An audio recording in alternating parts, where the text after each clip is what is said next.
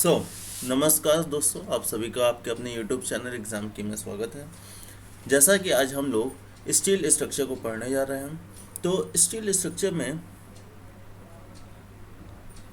सबसे पहले हम लोग ये देखेंगे कि कौन कौन से टॉपिक हम लोग यहाँ पे देखने वाले हैं। तो हमारा पहला टॉपिक होगा structural steel and section. Structural steel and sections.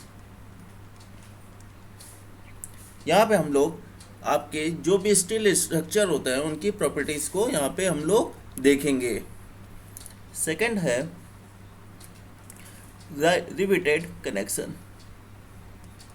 Riveted connections, इस टॉपिक में हम लोग यहाँ पे रिवेट कितने टाइप्स के होते हैं, परमिसिबल स्ट्रेस इन रिवेट क्या है, टाइप्स ऑफ रिवेट जॉइंट क्या होते हैं, ये सारे टॉपिक यहाँ पे हम लोग इस यूनिट में कवर करेंगे। थर्ड टॉपिक होगा अपना वेल्डेड कनेक्शन। वेल्डेड कनेक्शंस, यहाँ पे भी हम लोग टाइप्स ऑफ वेल्ड्स पढ़ेंगे। वेल्डेड जॉइंट कितने टाइप्स के होते हैं ये देखेंगे, उसके एडवांटेज और डिसएडवांटेज क्या है ये देखेंगे। ये सारे टॉपिक यहाँ पे हम लोग कवर करेंगे। नेक्स्ट टॉपिक होगा अपना टेंशन मेंबर्स। टेंशन मेंबर्स, और नेक्स्ट टॉपिक है अपना कंप्रेशन मेंबर्स। Compression members. इसके बाद नेक्स्ट टॉपिक होगा अपना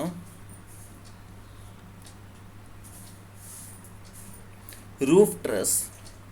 रूफ ट्रस, ठीक है। यहाँ पे हम लोग फॉर्म ऑफ ट्रस पढ़ेंगे, पिच ऑफ रूफ ट्रस पढ़ेंगे, स्पेसिंग ऑफ ट्रस देखेंगे। तो ये सारे टॉपिक यहाँ पे हम लोग रूफ ट्रस में कवर करेंगे। नेक्स्ट टॉपिक होगा अपना कॉलम्स, ठीक है। कॉलम्स में बकलिंग क्या होती है ये देखेंगे, इफेक्टिव लेंथ क्या है, ये सब यहाँ पे हम लोग इस टॉपिक में कवर करेंगे। इसके बाद नेक्स्ट टॉपिक होगा बीम्स। बीम्स एंड नेक्स्ट होगा आपका मेसनरी स्ट्रक्चर। Masonry structure. तो इतने टॉपिक हम लोग अपने स्टील स्ट्रक्चर में कवर करने वाले हैं, ठीक है गाइस। तो चलिए आज हम लोग अपना स्टार्ट करते हैं स्ट्रक्चरल स्टील एंड सेक्शन। तो इसके लिए सबसे पहले हमें समझना होगा कि स्टील स्ट्रक्चर होता क्या है।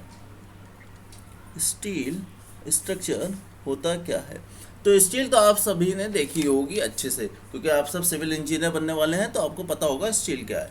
लेकिन यहाँ पर समझने वाली बात होगी कि स्ट्रक्चर से हम लोग क्या समझते हैं।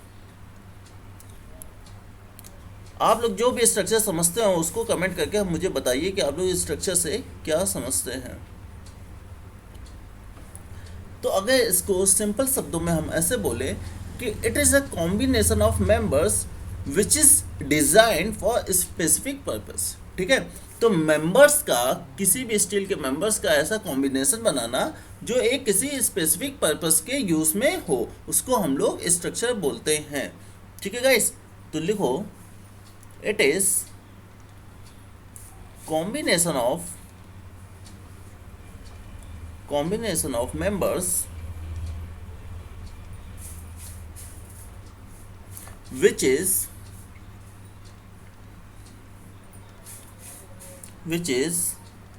designed for specific purpose, ठीक है। किसी स्पेसिफिक पर्पस के लिए मेंबर्स के कॉम्बिनेशन को ही हम लोग स्ट्रक्चर बोलते हैं। अब स्पेसिफिक पर्पस पे हम लोग मान लेते हैं कि मीन्स यहाँ पे डेड लोड भी होगा एंड लाइव लोड भी हम लोग यहाँ पे कंसीडर करेंगे। तो live load are taken corresponding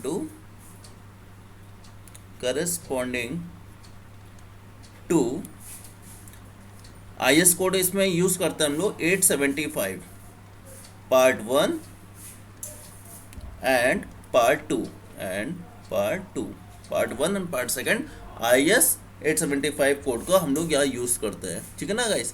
तो इसको अंडरलाइन कर लेना। ये याद रखने वाली चीज़ है, आप लोगों से पूछ सकता है कि स्टील स्ट्रक्चर में हम लोग कौन सा कोड यूज़ करते हैं, तो 875 part one and part to, ठीक है गाइस। तो यहाँ पे आपको समझ में आ गया कि स्ट्रक्चर क्या होता है। अब यहाँ पे एक वर्ड आ रहा है कॉम्बिनेशन, ठीक है। देखो ये वर्ड जो है कॉम्बिनेशन, इससे क्या समझते हो तुम लोग, कॉम्बिनेशन से क्या समझते हो? तो यहाँ हेडिंग डालते हैं कॉम्बिनेशन।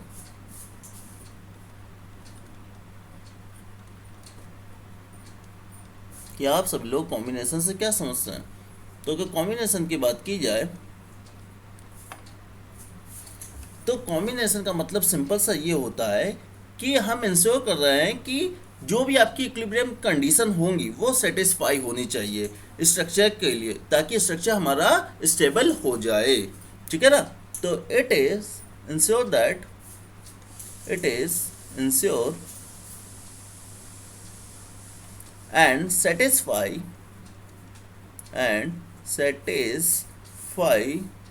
एक सेकंड स्पेलिंग सही कर लो सेटिस्फाई की, एंड सेटिस्फाई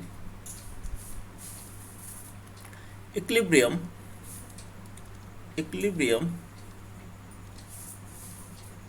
कंडीशन, ठीक है, इक्विलिब्रियम कंडीशन, सो दैट अगर हमारी इक्विलिब्रियम कंडीशन सेटिस्फाई होंगी तो स्ट्रक्चर क्या होगा, वो स्टेबल होगा। तो so that structure will be stable, ठीक है। तो ये बात समझ में आई। अब बात यहाँ आती है कि हमने बात की है, we are talking about equilibrium condition. तो क्या आप सब में को ये बता सकता है कि इक्विलिब्रियम कंडीशन क्या होती है? अगर आप इस चीज़ को जानते हो तो उसे कमेंट करके मुझे ज़रूर बताओ। बाकी मैं यहाँ पे बताता हूँ कि जो इक्विलिब्रियम कंडीशन होती है, equilibrium condition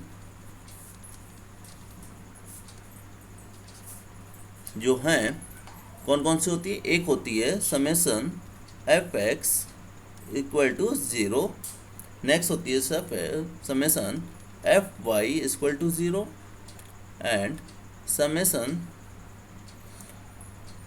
moment equal to 0। अच्छा, यहाँ पे जो हम लोग मोमेंट लेते हैं, ये मोमेंट ना होकर इसको हम लोग यहाँ पे रोटेशन समझते हैं। मोमेंट नहीं जीरो होता, रोटेशन हमारा 0 के होना चाहिए। अब बात आती है कि मोमेंट और रोटेशन में डिफरेंस क्या है। तो कोई मुझे बता सकता है कि मोमेंट और रोटेशन में डिफरेंस क्या है? अच्छा, ये एफ एक्स का मतलब क्या है कि हॉरिजॉन्टल में कौन सी लोड हमारे 0 हो रहा है। एफ वाई का मतलब होता है कि summation of vertical forces are equal to 0, F x summation of horizontal forces are equal to 0 and summation M का मतलब है कि रोटेशन आपका 0 होना चाहिए। अब यहाँ पे मैंने क्वेश्चन पूछा है कि व्हाट इज द डिफरेंस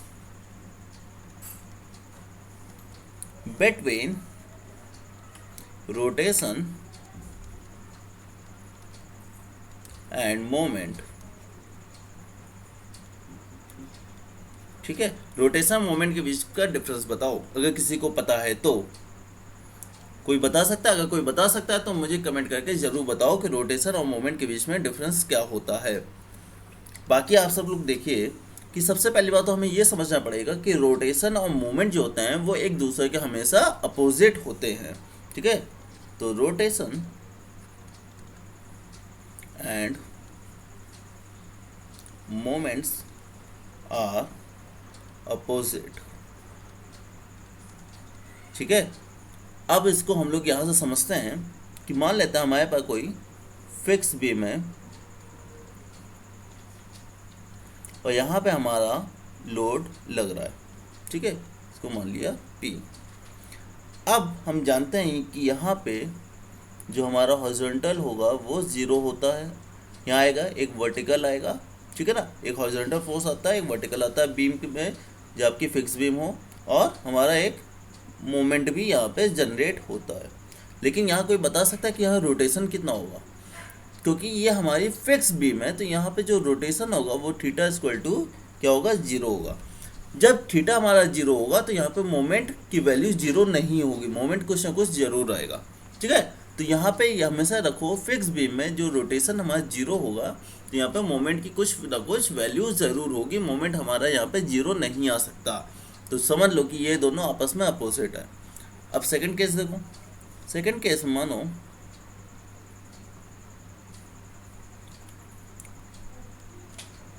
हमारा ये हिंज सपोर्ट है। अब हिंज सपोर्ट में यहाँ पे फोर्स आ रहा है वर्टिकल, ठीक है। और यहाँ पे लेकिन क्या होगा, अब यहाँ पे जब लोड लगेगा तो कुछ ना कुछ हमारा रोटेशन आएगा। तो रोटेशन जो होगा थीटा जो होगा वो हमारा जीरो के इक्वल नहीं होगा, क्योंकि कुछ ना कुछ तो रोटेट करेगी बीम, ठीक है। तो जब थीटा जीरो के इक्वल नहीं होगा तो मोमेंट क्या होगा, मोमेंट हमारा यहाँ पे जीरो के इक्वल होगा, यहाँ पे मोमेंट नहीं जनरेट होगा। तो ये मतलब कि जब फिक्स बीम होगी तो वहाँ पे मोमेंट जनरेट होता है और रोटेशन जीरो होता है। लेकिन अगर हमारी हिंज बीम है तो यहाँ पे रोटेशन जनरेट होगा और मोमेंट हमारा जीरो होगा। तो ये डिफरेंस होता है रोटेशन और मोमेंट के बीच में, ठीक है गाइस। चलो यहाँ हमने समझा कि स्ट्रक्चर क्या होता है। नेक्स्ट आते हैं, जो अपना टॉपिक है वो है स्टील, कि स्टील क्या है। अब बात की जाए अगर स्टील की, तो सिंपल सी बात है कि जो स्टील होता है वो हमारा एलॉय होता है प्योर आयरन और कार्बन का, ठीक है। तो it is alloy of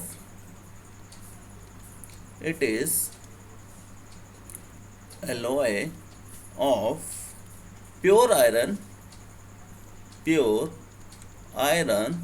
and carbon and all other elements।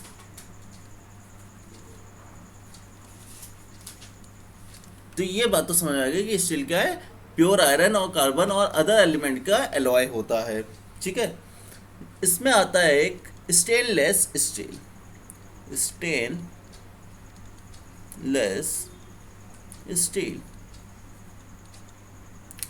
अब स्टेनलेस स्टील के बारे में तुम लोग क्या जानते हो, तो सिंपल से समझो। स्टेनलेस जो स्टील होता है, अगर हम एक शुद्ध भाषा में बात करें तो स्टेनलेस स्टील में कभी भी जंग या कि कोरोजन नहीं होता है।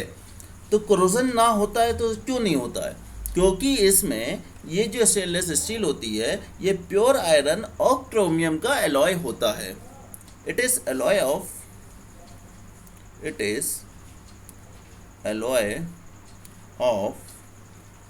प्योर आयरन एंड क्रोमियम, ठीक है। तो क्रोमियम कितना परसेंट होगा, क्रोमियम यहाँ पे 11% हम लोग यूज करते हैं, 11% का यूज होता है क्रोमियम का, ठीक है। अब ये बात तो हमने समझी कि प्योर आयरन और क्रोमियम का एलॉय है स्टेनलेस स्टील। लेकिन अगर यहाँ पे कार्बन इक्विवेलेंट की बात करें, if carbon equivalent हमारा लेस देन इक्वल टू 0.42% है, तो मतलब कि यहाँ पे कोई प्री हीट की रिक्वायर्ड नहीं होगा, then no pre heat required, ठीक है। अगर हमारा कार्बन इक्विवेलेंट 0.42% से कम होगा या इक्वल होगा तो यहाँ पे कोई भी हमें प्री हीट नहीं देनी पड़ेगी। बट अगर इफ कार्बन इक्विवेलेंट हमारा ग्रेटर देन है 0.42% से, देन प्री हीट रिक्वायर्ड होगी, then pre heat required for किसके लिए, क्यों हमें हीट रिक्वायर करेंगे, फॉर वेल्ड। जब हमको वेल्डिंग करनी होगी तो उसके लिए हमें प्री हीट की रिक्वायर्ड होगी, ठीक है। अब यहाँ पे हमने टर्म्स का यूज़ किया है कार्बन इक्विवेलेंट, ठीक है। तो कार्बन इक्विवेलेंट से आप क्या समझते हो, इसका मतलब समझ पाए, कार्बन इक्विवेलेंट। इक्विवेलेंट, अगर हम एक एक टर्म्स का मतलब समझ जाएं तो हमारे लिए स्टील्स पढ़ना बहुत ही आसान हो जाएगा। ठीक है गाइस, तो चलो समझो। कार्बन इक्विवेलेंट का मतलब होता है कि it is a combined effect of carbon plus all other element. Carbon का क्या इफेक्ट है और जो हमने एलिमेंट मिलाए उनका क्या इफेक्ट होगा, उसी कंबाइंड इफेक्ट को हम लोग कार्बन इक्विवेलेंट कहते हैं। द कंबाइंड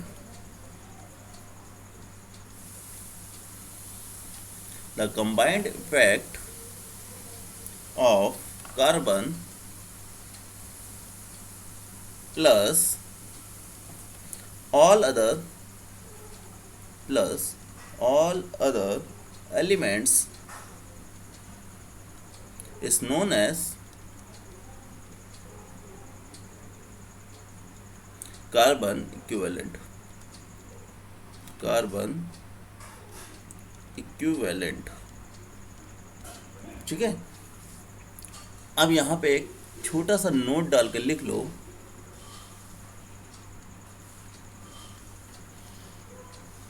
50 रुपए का नोट है, इससे छोटा सा नोट है,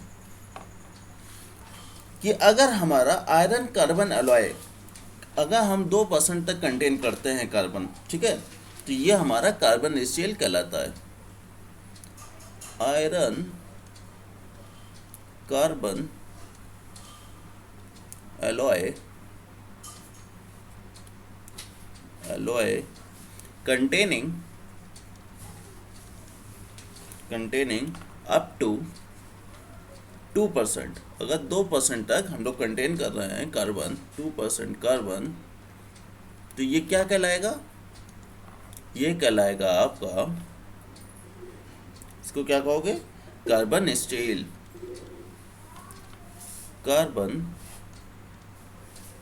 स्टील, ठीक है। और अगर आयरन कार्बन अलॉय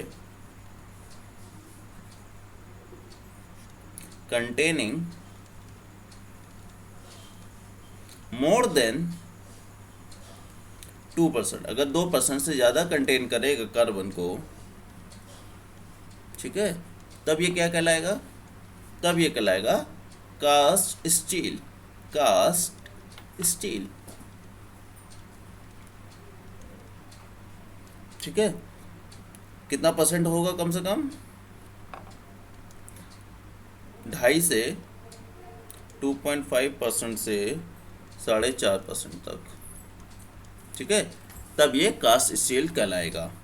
तो कार्बन स्टील कब कहलाएगा, जब 2% से कम कार्बन हो, और जब 2% ज़्यादा होगा तो उसी को हम लोग कास्ट स्टील बोलेंगे। तो इतनी बात तो आपको समझ में आ गई होगी, ठीक है गाइस। अब यहाँ पे अगर हम लोग एक चीज़ देख लें कि हम लोग इसका यूज़ कहाँ करते हैं, स्टील स्ट्रक्चर का यूज़ हम लोग कहाँ पे करते हैं। तो इसका यूज़ जो हम लोग करते हैं ब्रिज बनाने में, ब्रिजेस, ओवरहेड टैंक्स बनाने में, हम लोग जानते हैं कि हाई राइज बिल्डिंग बनाने में, हाई राइज बिल्डिंग स्ट्रक्चर बनाने में। भाई स्टील स्ट्रक्चर का यूज़ हम लोग यहीं तो करते हैं, इंडस्ट्रियल बिल्डिंग बनाने में, इंडस्ट्रियल बिल्डिंग बनाने में यूज़ करते हैं, ठीक है। तो ये सब इसके एग्जाम्पल हैं आपके, are some of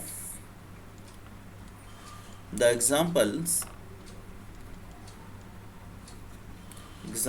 of steel structure,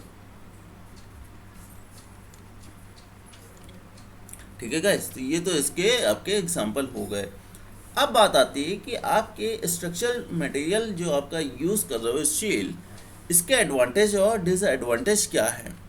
तो इसके एडवांटेज और डिसएडवांटेज के बारे में हम लोग यहाँ पे चर्चा कर लेते हैं कि advantage of steel as a structural material.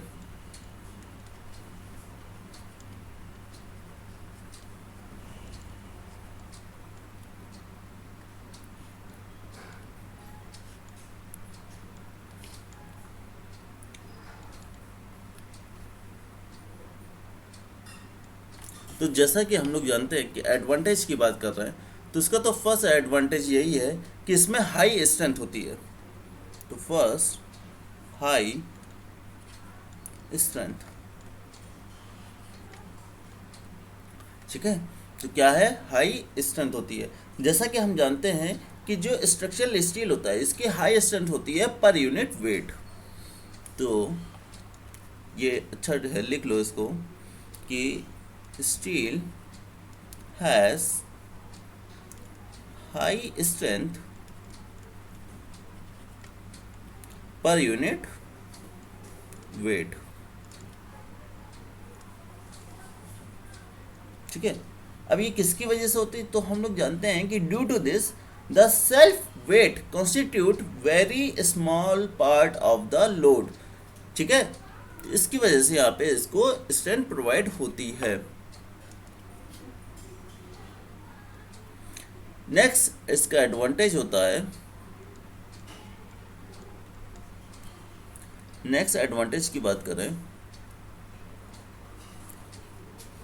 तो easy to transportation, easy to transportation. भाई इसको ट्रांसपोर्ट करना इजी होता है, ठीक है ना। तो हम जानते हैं कि इसको ट्रांसपोर्ट करना भी बहुत इजी होता है because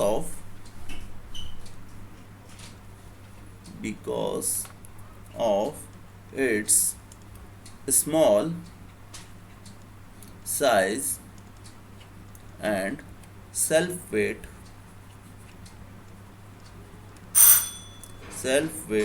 the steel members can be easily transported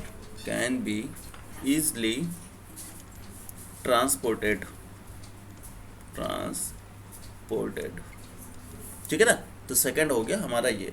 अब इसी में थर्ड आता है, थर्ड एडवांटेज है इलास्टिसिटी। Third is elasticity. अब इलास्टिसिटी का क्या मतलब है कि जो हमारा स्टील होता है वो फॉलो करता है हुक्स लॉ को, ठीक है ना। तो हुक्स लॉ की वजह से इसमें हाई वैल्यू ऑफ स्ट्रेस होती है बोथ टेंशन एंड कंप्रेशन में। तो steel follow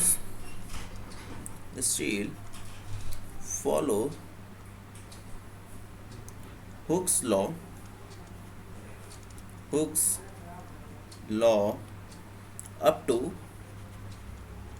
high stress, up to high value of stress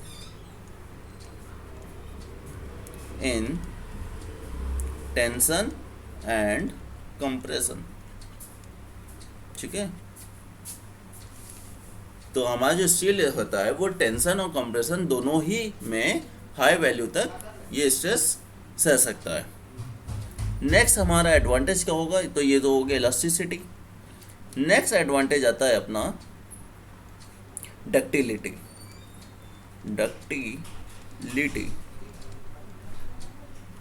तो डक्टिलिटी का क्या मतलब है कि डक्टिलिटी स्टील में होती है, सबको पता होता है। तो उसकी वजह से क्या होता है कि इसकी एबिलिटी होती है कि लार्ज डिफॉर्मेशन को विदाउट फ्रैक्चर के ये सह लेता है, ठीक है ना।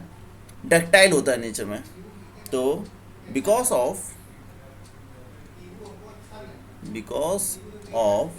It's ductility it is ability to undergoes large deformation। इसमें large deformation without fracture। ठीक है, ये लार्ज डिफॉर्मेशन को भी सह लेता है विदाउट फ्रैक्चर, मतलब फ्रैक्चर फेल नहीं होता है और लार्ज डिफॉर्मेशन को भी ये सह जाता है, इसकी ये एबिलिटी होती है। नेक्स्ट अपना इसमें और एडवांटेज क्या हो सकता है कि ये गैस और वाटर को टाइटनेस करता है, गैस एंड वाटर टाइटनेस।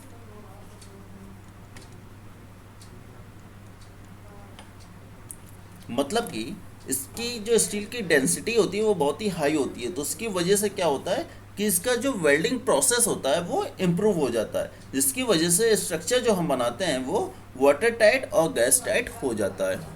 ठीक है ना, तो इसमें ऐसा कुछ लिखने वाला नहीं था, आप समझ जाओ कि हाई डेंसिटी की वजह से वेल्डिंग अच्छी हो जाती है, जिससे इसमें गैस और वाटर दोनों ही टाइटनेस अच्छी प्रोवाइड हम लोग कर सकते हैं।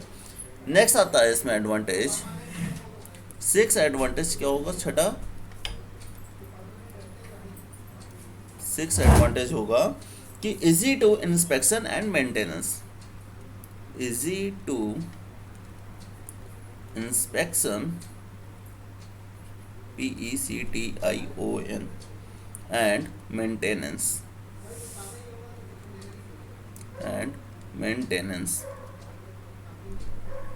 तो अब सिंपल सी बात है कि स्टील स्ट्रक्चर है तो इसमें इजिली हम लोग इंस्पेक्शन कर सकते हैं और उसकी मेंटेनेंस भी इजिली कर सकते हैं। ठीक है ना।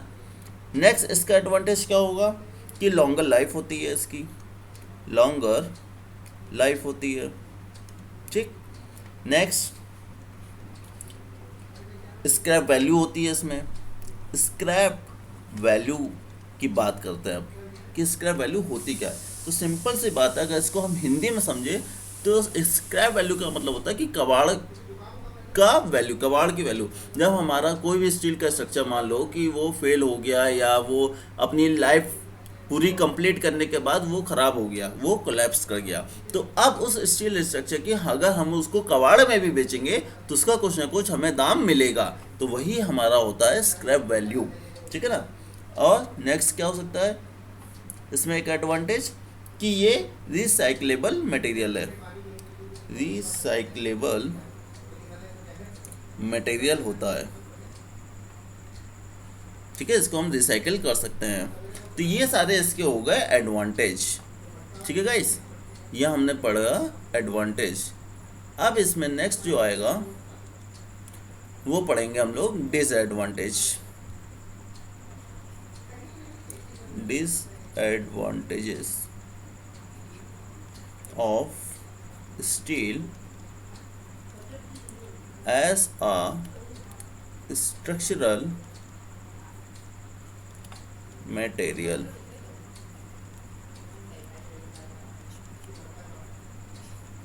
अब स्टील के डिसएडवांटेज क्या है ये देखते हैं।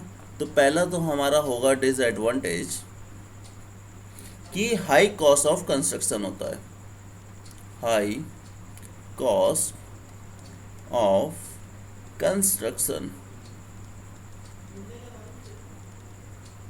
ठीक है, तो हम जानते हैं कि हमारे जो स्टील स्ट्रक्चर होता है वो बहुत ही रिलेटिवली हायर कॉस्ट का होता है as comparison to RCC structure. जब हम लोग आरसीसी स्ट्रक्चर की जगह अगर स्ट्रक्चरल स्ट्रक्चर बनाते हैं स्टील का, तो वो हमारा उसका जो कॉस्ट होती है वो हाई हो जाती है। तो ये इसका डिसएडवांटेज है। सेकंड क्या होगा कि इसकी जो मेंटेनेंस कॉस्ट होती है वो भी हाई होती है, हाई मेंटेनेंस कॉस्ट। ठीक है, तो भाई क्योंकि हम जानते हैं कि अगर एक्सपोजर हो जाएगा वाटर या एयर का तो इसके डिवास्टिंग इफेक्ट पड़ते हैं। ठीक है, जिससे क्या होता है कोरोजन होने के चांस ज़्यादा हो जाते हैं स्टील में। ठीक है, अगर हमारा स्टील स्ट्रक्चर वाटर और एयर के कांटेक्ट में आता है तो उसमें जंग लगने के चांस ज़्यादा होते हैं, तो उसकी वजह से जो उसका मेंटेनेंस होता है वो भी ज़्यादा कॉस्टली पड़ता है, क्योंकि हमें समय समय पर उसका मेंटेनेंस करनी पड़ती है। नेक्स्ट आता है अपना third one is poor fire proofing, poor fire proofing. अब हम जानते हैं कि जैसे ही टेम्परेचर को हम राइज करेंगे तो उसमें ड्रास्टिक रिडक्शन होगा आपकी स्टील के स्ट्रेंथ में। ठीक है ना, तो जैसे जैसे स्ट्रेंथ कम होगी, जैसे जैसे टेम्परेचर इंक्रीज होगा तो स्टील की स्ट्रेंथ भी कम होती जाती है। ठीक है, तो ये पुअर फायर प्रूफिंग होता है। नेक्स्ट क्या हो सकता है इसमें, बकलिंग के चांस ज़्यादा होते हैं, बकलिंग। ठीक है, तो बकलिंग का मतलब ये समझो कि जैसे ही उसका सिलेंडर साइज जो होता है, कंप्रेसर मेंबर, स्टील का जो कंप्रेसर मेंबर होता है उसका अगर सिलेंडर साइज की वजह से इसमें क्या होती है, टेंडेंसी होती है फेल करने की, जिसकी वजह से बकलिंग आ जाती है। ठीक है, बकल का मतलब होता है मुड़ जाना, ऐसे समझो हिंदी में। तो बिकॉज ऑफ इसमें लिख लो, बकलिंग में लिख लो आप, because of the slender size, compression member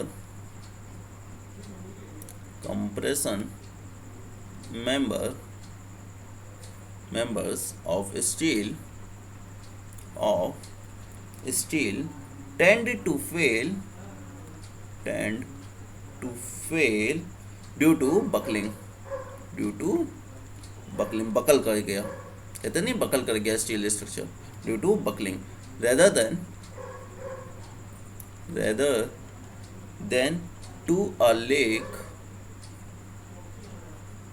of material strength। ठीक है, उस मटेरियल की स्ट्रेंथ कम हो जाती है, ऑफ द मटेरियल स्ट्रेंथ। ठीक, इतनी चीज़ें हम लोग ने डिसएडवांटेज में देख ली। ठीक गाइस, तो आज के लिए हम लोग ने देखा कि स्टील स्ट्रक्चर क्या होता है, ठीक, वो कैसे बनता है, कौन कौन से एलॉय से स्टील स्ट्रक्चर में बनता है, उसके एडवांटेज क्या है, डिसएडवांटेज क्या है, ये हमने आज के उसमें हम लोग ने कवर किया है। तो आई होप गाइस कि आपको स्टील स्ट्रक्चर का फर्स्ट लेक्चर आपको अच्छा लगा होगा। अगर गाइस आपको अच्छा लगा हो तो इस वीडियो में लाइक करिएगा। आपको कोई भी प्रॉब्लम हो तो कमेंट करके मुझसे ज़रूर पूछिएगा। तब तक के लिए जय हिंद, जय भारत।